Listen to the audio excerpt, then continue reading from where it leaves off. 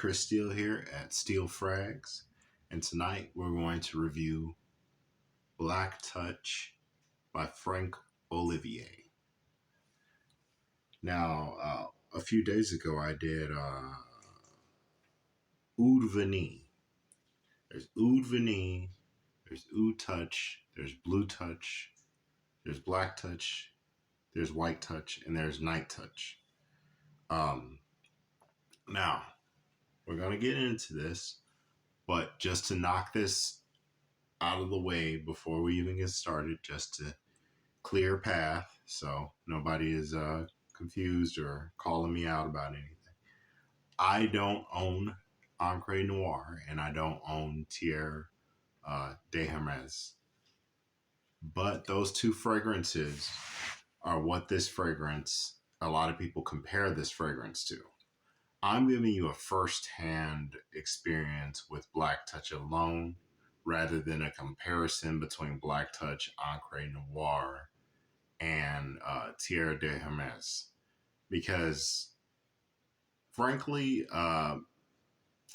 this is more, I would say that this particular review is good for somebody who's just interested in smelling good, not necessarily interested in smelling like a specific house, specific cologne, specific diner. Now, I do know that there are comparisons and a lot of people use that to give you an idea of what something smells like. But as it stands, this man here, yes, you can just delete my whole YouTube account.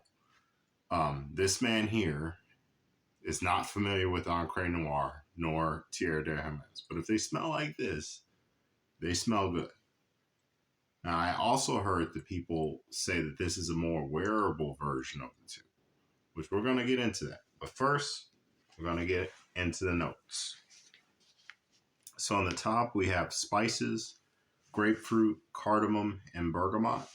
In the mid, we have geranium, African orange flower, jasmine, and magnolia.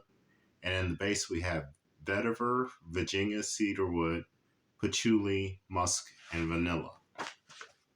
All right. So this one has a very, very, very masculine, dark, mysterious kind of smell. It is a little reminiscent of burnt leaves, slightly.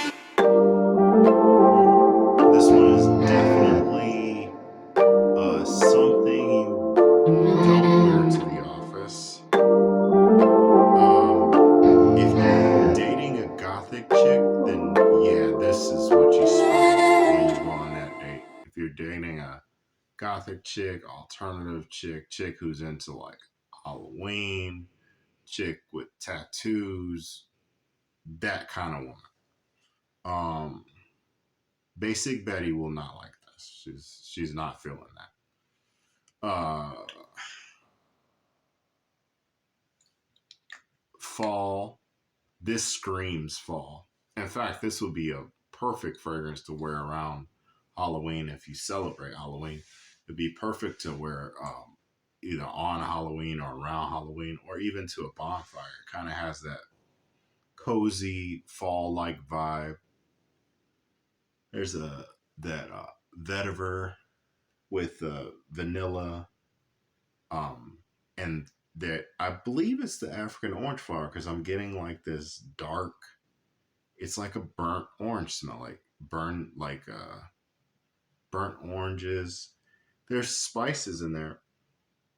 Um, I am detecting a little bit of clove along with the cardamom, so there's definitely like a almost slightly pumpkin spice vibe, minus the pumpkin, more like orange instead of pumpkin. So like an orange spice type of thing going on.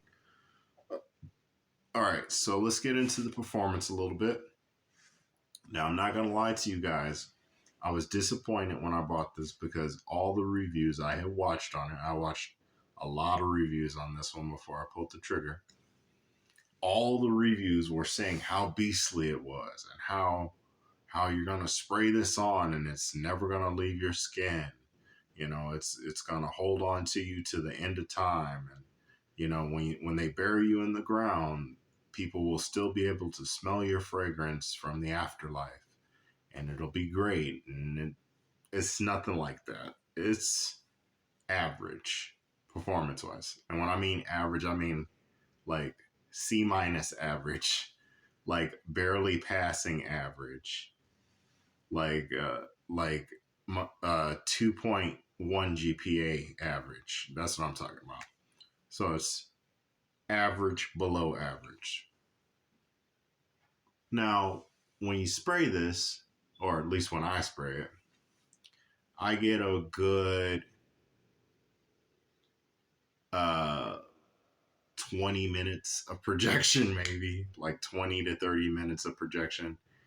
It's either that or I go nose blind to it. I don't know which one it is, but I don't know if I'm going nose blind to it, but within 20 minutes, I don't really smell it anymore. It comes on strong at first, and then it just dies down real close to the skin. Longevity, 4 to 5 hours. Sillage is actually pretty good. The sillage, I will say, kind of makes up for some of the performance because you don't really notice this too much when you after it's been on you for a while. But every now and then you get this pleasant waft where you'll move your hand or walk through a doorway or something like that, and you'll get a small, just a little taste of the fragrance that you put on. So with that being said, I guess you could pull this off in certain scenarios. You could pull, like, again, like I said, if you're dating alternative chick or some chick who's into, like, you know, witches and all that type of stuff, like what Rick James said, a super freak, the type of girl you don't bring home to mother. Yeah, that's where you spray that on. It has a very um intimate sillage, intimate projection. It's all coming from about here to here. That's all you're gonna get, here to here. At least that's the way it is for me. Now, I do know if you spray this on clothes, it will definitely extend the performance. You will get a little more projection, you'll get a little more longevity, a little more sillage, but not dramatic. I'm actually considering layering this with ISO E Super. And while we're on the topic of layering, I think this is an excellent fragrance for layering. Um, for instance, if I had, let's say, a lighter fragrance, um, one that I would consider would be a lighter citrus fragrance, and I would mix it with this to give it more of that. It will complement the sweet light orange with a bitter, dark, greener orange with the vetiver and musk, vanilla, all that stuff going on. That African orange flower. I really think that's the note. I really do. I think that's the note that's giving it that darkness. I can see the patchouli definitely contributing to that too, and the vetiver.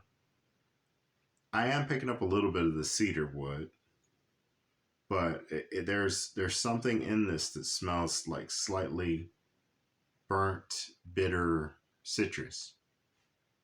Anyway, uh, let's make sure we cover all the bases. We've talked about longevity, sillage, projection.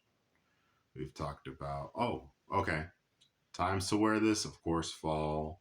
Stay away from it in the summer. You can spray, at least I can spray this very heavy. It won't offend anybody because after a while, you don't smell it. Um, I still don't think this is something you should wear to the office.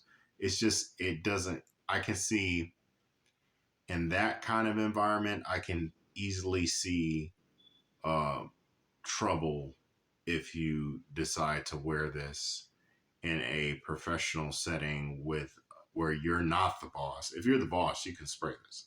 But if you're not the boss, if you're a employee, I would stay away from this as far as work.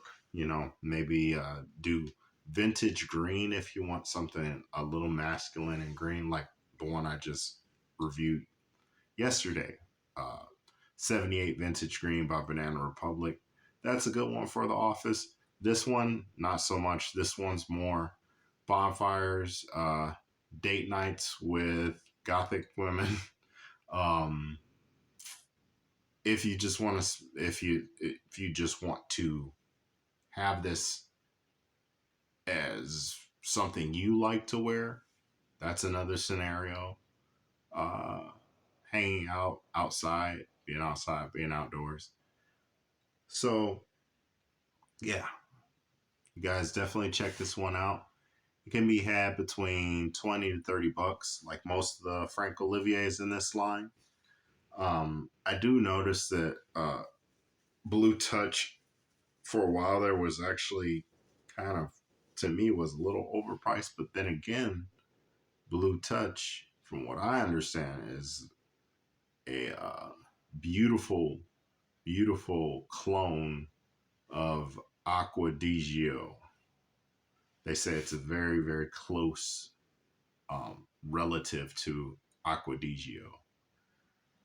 So I will be covering Oud Touch at some point, but this is Black Touch. Performance is not all that great, but the scent profile is very unique and it smells good. If you liked what you've seen here today on this video, please be sure to smash the like button, comment down below, and subscribe because we are on the rise. We are slowly making the world smell better, one subscriber at a time. Really do appreciate you guys watching my videos. I have a lot of fun making these, but you know, when we have interactions, encourage interactions, subscriptions, different things like that, that encourages me to keep going. So I'm going to keep going. You guys keep watching, and I hope you guys enjoy your night. Have a blessed one, and peace. I'm out. See you in the next one.